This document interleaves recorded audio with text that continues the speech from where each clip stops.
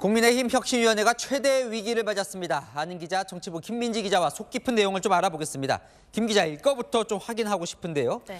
오늘 혁신위원 3명의 사퇴설이 나왔어요. 네. 사의 표명한 게 맞는 거예요?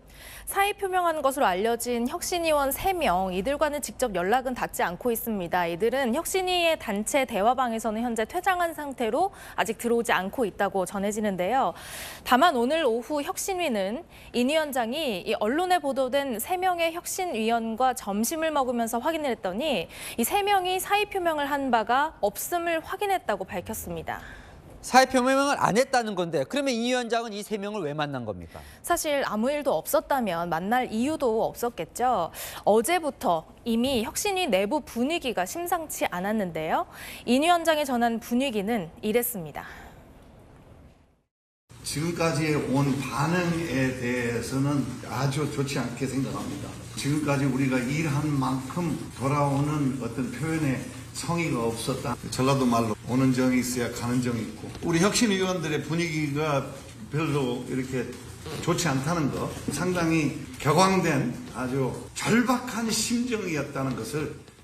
자, 상당히 격앙된 아주 절박한 심정이다. 네. 왜 그런 거예요, 정확히? 제가 내부 사정을 좀 취재해 보니까요. 이 핵심은 혁신위의 혁신 안에 당의 응답이 없다는 겁니다. 여기에 불만이 쌓인 건데요.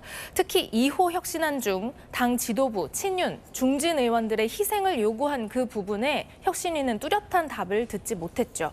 이에 어제 혁신위 회의에서는요. 차라리 오늘 혁신위를 해산해버리자라는 얘기까지 나왔는데요. 앞서 리포트에서 보신 것처럼 김경진 혁신위원은 지도부의 시간을 끌어줘야 한다면서 만류했고요. 여기에 또 다른 혁신위원이 혁신위가 무슨 시간 끌기용이냐고 반발하면서 충돌이 벌어졌습니다. 결국 인 위원장이 진화에 나서면서 해산까지는 가지 않았는데요. 대신 당에 일주일의 시간을 주고 당을 향한 용퇴 권고를 당의 공식 안건으로 의결해 줄 것을 요구하기로 했습니다. 최후 통첩인 셈이죠. 근데 이 최후 통첩을 받은 김기현 대표, 네. 아직 별로 응할 생각이 없어 보입니다. 네, 김기현 대표 오히려 최근 울산 출마설이 나왔고요. 또 내일은 지역에서 의정 보고회도 엽니다. 오늘은 기자들과 만나서 울산은 내 지역구이자 고향인데 왜 화제가 되느냐고 묻기도 했죠. 어제는 김 대표와 가까운 김석기 의원을 최고위원으로 선출하면서 김기현 체제 굳히기 아니냐 이런 해석도 나왔습니다. 지역구도 대표 자리도 모두 포기할 생각이 없는 것 아니냐는 관측이 나온 건데요. 김 대표 측은 모든 가능성을 열고 고심 중이라는 말만 반복하고 있습니다. 혁신위 최후 통첩 기간인 일주일 사이에 답을 내놓을 분위기는 아닙니다. 하지만 이런 이제 자중질환 상황이 벌어지다 보니까 네. 김 대표의 리더십도 함께 좀 흔들리고 있는 것 같아요. 맞습니다. 흔들리는 리더십은요. 여론조사에서도 그대로 나타났는데요.